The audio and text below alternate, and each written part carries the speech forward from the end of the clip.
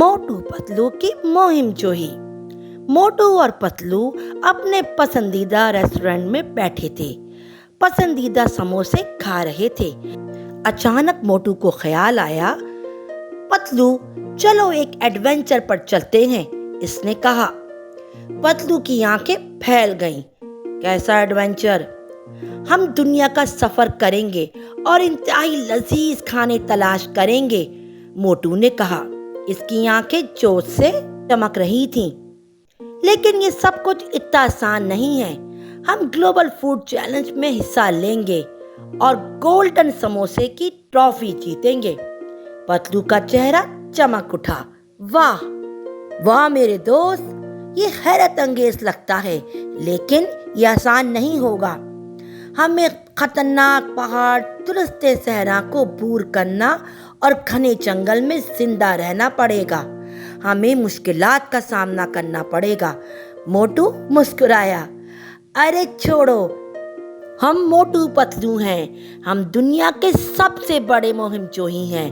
ہمیں مشکلات سے لڑنا آتا ہے۔ اور اس طرح ان کا پاگل ایڈونچر شروع ہو گیا۔ انہوں نے مختلف ممالک کا سفر کیا، ہر طرح کے عجیب و غریب کھانے آزمائے، مسالے دار سالن سے لے کر میٹھے میٹھے تک کھانے آزمائے۔ لیکن ان کی مہم جوئی اس کے چیلنجوں کے بغیر نہیں تھی۔ ان کا سامنا شدید خطرناک بدمزاج باورچیوں اور یہاں تک کہ ایک دیو ہیکل بات کرنے والے سے بھی ہوئی۔ رکاوٹوں کے باوجود موٹو اور پتلو ثابت قدم رہے۔ اپنی عقل مندی اور چالاکی کا استعمال کرتے ہوئے انہوں نے قابو پا لیا۔ وہ پہاڑوں کے ذریعے پیدل سفر کرتے تھے، ندیوں کو عبور کرتے تھے اور یہاں تک کہ ہوا کے ذریعے اسکائی ڈائیو کرتے تھے۔ آخر میں وہ گلوبل فوڈ چیلنج کے فائنل راؤنڈ میں پہنچ گئے، جہاں ان کا مقابلہ اپنے قدیم پرانے دشمن بدنام زمانہ شیف گوپال سے ہوا۔ پیارے بچوں، یہاں پر دونوں کا آمنا سامنا ہوا۔ تمہیں لگتا ہے کہ تم مجھے ہرا سکتے ہو؟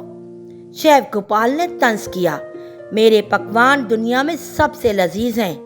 موٹو اور پتلو اعتماد سے مسکرائے۔ ہم اس کے بارے میں دیکھیں گے، انہوں نے کہا اور انہوں نے اپنی سگنیچر ڈش پیش کی۔ موٹو پتلو لذیذ کرارے دار سموسے۔ ججوں نے جب سموسے ٹرائی کیے تو ان کے ہوش اڑ گئے۔ ان کو بہت مزہ آیا۔ انہوں نے 1، 2، پھر تیسرا سموسہ ٹرائی کیا اور پھر انہوں نے کھاتے ہی موٹو پتلو کو گولڈن سموسے کی ٹرافی کا ونر قرار دیا۔ پیارے بچوں، دوستوں، انہوں نے اپنی ٹرافی کو اونچا کیا اور ہبے پھرے کیا۔